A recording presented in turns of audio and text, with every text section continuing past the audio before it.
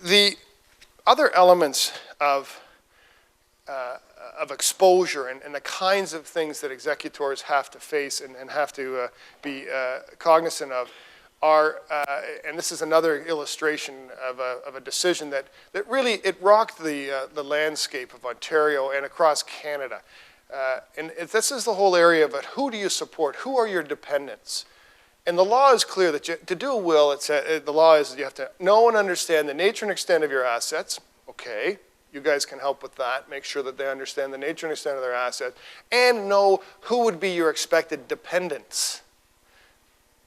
Okay, who are my expected dependents? Well, in Ontario, up to until 2004, in the Cummings decision, Ontario said a dependent can't be an adult child who should have a job and should be out there working.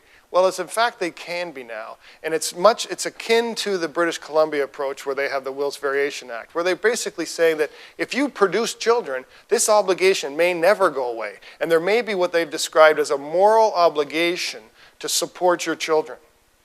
So your client's sitting across the table, angry with their son who has been just sitting around playing video games and is 28 years old and won't get a job, and you have to. These kinds of frustrations are there, and the courts are now starting to say, well, wait a minute, you know what? This is maybe a situation where that dependent